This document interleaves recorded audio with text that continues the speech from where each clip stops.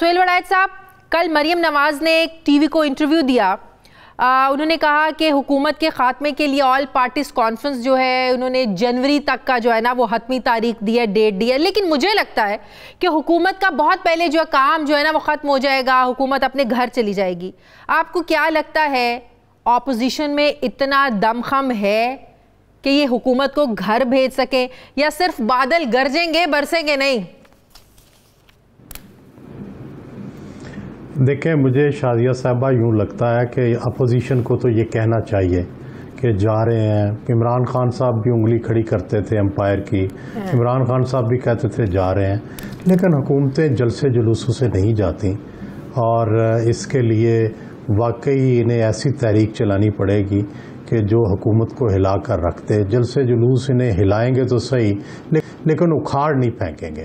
تو ایسی تحریک چلانی پڑتی ہے جو حکومت کو اکھاڑ پھینکے. ایسی تحریک صرف 1970 میں چلی ہے، اس کے آگے پیچھے ہم نے کوئی ایسی تحریک نہیں دیکھی جو کسی حکومت کو نکال سکے. حکومتوں کو ہلا دیتی ہیں تحریکیں، ان کی تحریک بھی ہلا دے گی. لیکن سیاستدان ہمیشہ خوش فہمی میں رہتے ہیں، انہیں رہنا بھی چاہیے. جیسے عمران خان بھی کہتے تھے کہ یہ حکومت جا رہی ہے، اسی طرح مریم کو بھی حق ہے کہ وہ کہیں، اور ہو سکتا ہے انہیں کوئی ایسی آس ہو، ایسی امید ہو جس کا ہمیں پتہ نہیں.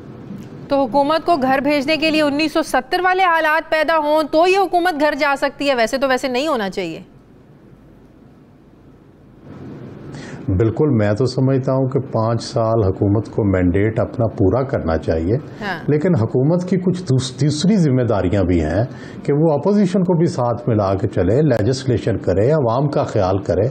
تو تبھی جا کر اس کے اوپر جو ٹرسٹ ہے 5 سال کا، تبھی وہ پورا ہو سکتا ہے. اگر لیکن حکومت یہ ٹرسٹ پورا نہ کرے تو پھر ظاہر ہے اس کو چیلنج ہو جاتا ہے. اپوزیشن تنگ آ گئی ہے کہ ان کے ساتھ اچھا سلوک نہیں ہو رہا، ان کا احتساب ہو رہا ہے، اور احتساب بھی وکٹمائزیشن کی حد تک ہو رہا ہے. اس لیے وہ بھی اپنا کام کرنے میں حق بجانب لگتے ہیں. آپ کو لگتا ہے حکومت اس تحریک کو، ان جلسوں کو اپنے لیے ایک چیلنج سمجھ رہی ہے؟ وہ تو کہتے ہیں بھئی ہمیں کوئی ڈر خوف نہیں، ہمارے لیے تو سب سے بڑا جو چیلنج ہے وہ تو ہے اس وقت مہنگائی. اگر ان کے لیے بڑا چیلنج نہیں ہے تو پھر آپ دیکھیں کہ کس طریقے سے پنجاب حکومت نے اب تک صوبے میں 200 سے زائد پولیس افسران کے تبادلے کیے ہیں. گجرانوالہ میں نیا سٹی پولیس آفیسر ہی انہوں نے جو نا لگا دیا ہے، پرانے والے کو جو ہے نا وہ بدل دیا ہے. تو آپ کو لگتا ہے کہ کہیں نہ کہیں خوف تو ہے، کہیں نہ کہیں چیلنج تو سمجھ رہی ہے ان اقدامات سے، لگ رہا ہے حکومت کو؟ جی ڈیفینیٹلی، یہ تو کہنا بالکل حقیقی نہیں ہوگا کہ حکومت کو خطرہ نہیں ہے. اور دوسرا گجرانوالہ گڑھ ہے، لاہور گڑھ ہے PMLN کا. یہ جلسہ اگر انہوں نے روکا نہ، محدود نہ کیا، تو یہ بہت بڑے جلسے ہوں گے اور ان کا ظاہر ہے سیاسی اثر پڑے گا، اور ظاہر ہے سیاسی اثرات میں اپوزیشن کا حوصلہ بڑھے گا اور حکومت کا حوصلہ ٹوٹے گا. لیکن ساتھ ہی ساتھ اگر حکومت حوصلہ کر گئی اور اس نے برداشت کر لیا جیسا کہ کرنا چاہیے، تو پھر ہم بھی یہ کہیں گے کہ حکومت نے بڑا جمہوری رویہ رکھا اور جلسے جلوس ہونے دیے اوپن ہینڈڈ. لیکن اگر راستے میں رکاوٹیں ڈالیں تو ظاہر ہے حکومت کے جمہوری رویوں پر بھی سوال اٹھ جائے گا. کہیں کورونا ہی رکاوٹ نہ ڈال دے. کورونا کی دوسری لہر نے تو وہ آپ کو پتہ ہے کہ بڑے عرصے سے کہا جا رہا تھا کہ دوسری لہر شروع ہو سکتی ہے. آج NCOC نے بلکہ سفارش کر دی ہے کہ جلسے جلوسوں پر پابندی لگائی جائے. آپ کو لگتا ہے کہ اگر کوئی ایسے مجمع کو مختصر کرنے کی کوشش کی تو بہت ٹھیس پہنچے گی اپوزیشن کی اس تحریک کو؟ It's to late. NCOC کی یہ جو وارننگ ہے یہ ٹو لیٹ ہے، کیونکہ جلسے ہو سکتا ہے لوگ خود احتیاط کریں، ماسک پہن لیں. اب تو یہی ہونا چاہیے کہ خود احتیاط کریں، ماسک پہن لیں اور تھوڑا تھوڑا فاصلہ رکھیں، سوشل ڈسٹینسنگ. جلسے میں یہ گنجائش موجود ہوتی ہے کہ آپ اتنی بڑی جگہ ہوتی ہے کہ آپ جگہ رکھ سکتے ہیں. لیکن ظاہر ہے اس طرح کے اجتماعات سے کورونا کے پھیلنے کا امکان تو بڑھے گا. اچھا سہیل صاحب، آپ کو بھی پتہ ہے نواز شریف صاحب کی یہ لائن یا یہ ان کا بیانیہ کہ ہماری لڑائی جو ہے وہ عمران خان اس حکومت کے خلاف نہیں ہے، جو اس حکومت کو لے کے آئے ہیں ان کے خلاف ہم جو ہے نا لڑائی لڑنے جا رہے ہیں. کل جو مریم نواز نے انٹرویو دیا، انہوں نے صاف واضح الفاظ میں کہا بھئی ہمارا تو بیانیہ اینٹی اسٹیبلشمنٹ نہیں ہے، یہ جان بوجھ کے ہمارے بیانیے کو اینٹی اسٹیبلشمنٹ کا رنگ دینے کی کوشش کی جا رہی ہے. تو یہ جو ایک یو ٹرن کہہ لیں یا پالیسی میں تبدیلی کہہ لیں، اگر یہ ہوا ہے ایسے تو اس کی کیا وجہ لگتی ہے آپ کو؟ ایک طرف آپ 360 کے اینگل پہ اتنا اوپر جا کے گرجتے ہیں برستے ہیں، دوسری طرف آپ کہتے ہیں بھی ہمارا تو اینٹی اسٹیبلشمنٹ بیانیہ ہی نہیں ہے. دیکھیں شازیہ، سمجھنے کے لیے میں ایک عام سا سیاست کا طالب علم ہوں، تو دونوں کی کوشش کیا ہے؟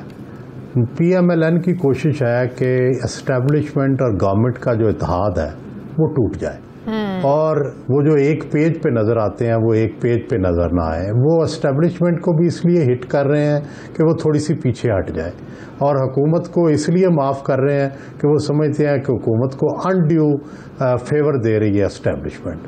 دوسری طرف جو نون ہے، دوسری طرف جو حکومت ہے وہ بھی بڑی چالاکی کر رہی ہے. وہ بھی یہ کہہ رہی ہے کہ دیکھیں جی ہم تو کوئی رکاوٹ نہیں ڈال رہے، ہم نے تو پرچہ درج نہیں کیا، ہم تو کچھ نہیں کر رہے، حالانکہ سارا کچھ وہی خود کر رہے ہیں. وہ بھی چاہتے ہیں کہ اسٹیبلشمنٹ کے ساتھ اپوزیشن کی لڑائی ہو اور وہ بیچ میں سے بچ جائے. تو دونوں اپنی اپنی چالاکیاں کر رہے ہیں، دیکھیں کون کامیاب ہوتا ہے. میں نے آپ کا یہ کالم پڑھا، بڑا زبردست آپ کی تحریر تھی جو آپ بات کریں آج کے کالم میں، آپ نے یہ ساری باتیں لکھی ہیں. اچھا، ایک اور بڑی امپورٹنٹ چیز، کل آپ نے شاید نواز شریف صاحب کا ٹویٹ دیکھا ہو جو 12 اکتوبر 1999 کو جنرل مشرف کے کو کے حوالے سے انہوں نے کل ٹویٹ کیا، جس میں انہوں نے قائد اعظم محمد علی جناح کا ایک کوٹ بھی انہوں نے لکھا. پھر اس کے بعد جو ٹویٹ تھا اس میں کہا کہ 72 سال پہلے اسٹاف کالج کوئٹہ میں قائد اعظم کی ہدایت پر عمل کیا جاتا، نہ سکوت ڈھاکہ جیسا سانحہ ہوتا، نہ 12 اکتوبر 1999 جیسی بغاوت ہوتی، اور نہ ہی عوام کے منتخب وزیر اعظم کو گرفتار کرنے کے لیے پرائم منسٹر ہاؤس کو فتح کیا جاتا. اس لیے ہم کہتے ہیں ووٹ کو عزت دو. لیکن میرا سوال یہ ہے کہ سہیل صاحب، کیا نواز شریف صاحب کا یہ جو بیانیہ ہے یہ ایک ٹویٹ سے جسٹیفائی ہوتا ہے؟ اگر نواز شریف 80 کی دہائی میں جنرل ضیاء الحق کے ساتھ مل کر جو انہوں نے سیاست کی، جو کچھ انہوں نے ایک آمریت کو سپورٹ کرنے میں جس طریقے سے ہیلپ کیا اس کا حصہ رہے، کیا ہسٹری کو کے اتنے حصے کو آپ نکال کر کیا تمام باقی سیاست کو، سیاستدانوں کو مورود الزام تو نہیں ٹھہرا سکتے سہیل صاحب؟ اس کا نقصان، اس وقت کا کیا نقصان جمہوریت کو نہیں ہوا آج؟ شازیہ بالکل آپ صحیح کہہ رہی ہیں، تاریخ سے کوئی چیز بھی نکالی نہیں جا سکتی، لیکن تاریخ میں لوگوں نے اپنے کردار پر نظر ثانی کی ہے. قائد اعظم بھی ایک زمانے میں کانگریس میں تھے اور پھر وہ مسلم لیگ میں آئے. اسی طرح چرچل کے بارے میں چرچل نے کئی سیاسی جماعتیں بدلی، کئی نقطہ نظر بدلے. تو دنیا میں ایوالو تو چیزیں ہوتی ہیں، ایوولوشن ہوتا ہے، لوگ اپنے نقطہ نظر کو بہتر کرتے ہیں. اصل سوال یہ ہوتا ہے کہ آپ کا آخری نقطہ نظر کیا ہے، آپ کس نتیجے پہ پہنچے ہیں. تو نواز شریف جس نتیجے پہ بھی پہنچے ہیں اب اس کو دیکھنا پڑے گا. ان کی ماضی کی غلطیوں کو ہم کرٹیسائز کرتے رہیں گے، ان کی شخصیت کو ہم یہ کہتے رہیں گے کہ آپ نے ماضی میں یہ غلطیاں کی ہیں، لیکن جب ہم ان کا حال کا نقطہ نظر دیکھیں گے تو ظاہر ہے اس کے اوپر بھی اپنی رائے دیں گے کہ ان کا اب جو موجودہ نقطہ نظر ہے وہ اینٹی اسٹیبلشمنٹ، پرو ڈیموکریسی اور پرو سسٹم ہے. آپ کو نہیں لگتا جب وہ جلا وطنی میں تھے یہی انقلابی باتیں اور ایسے ہی بیانیے وہ تب بھی اپنایا کرتے تھے؟ لندن میں صحافیوں کے ساتھ جب وہ باتیں کرتے تھے، ملاقاتیں کرتے تھے، یہی انقلابی رویہ تب بھی تھا سہیل صاحب؟ یہ درست ہے کہ جب وہ اقتدار میں آئے تو پریگمیٹسٹ ہو گئے، عملیت پسند ہو گئے، لیکن ہمیں یہ بھی دیکھنا پڑے گا کہ اس عملیت کے پسندی کے باوجود ان کا جو اینٹی اسٹیبلشمنٹ بیانیہ تھا بالآخر انہیں اسٹیبلشمنٹ سے لڑا گیا، اور بالآخر ان کا انجام بھی تمام تر عملیت پرستی کے باوجود ان کا انجام تو وہی ہوا کہ وہ بالآخر تصادم ہوا اور وہ نکل گئے اقتدار سے. تو اس لیے ہمیں جو الٹیمیٹ نتیجہ ہے وہ بھی دیکھنا پڑے گا.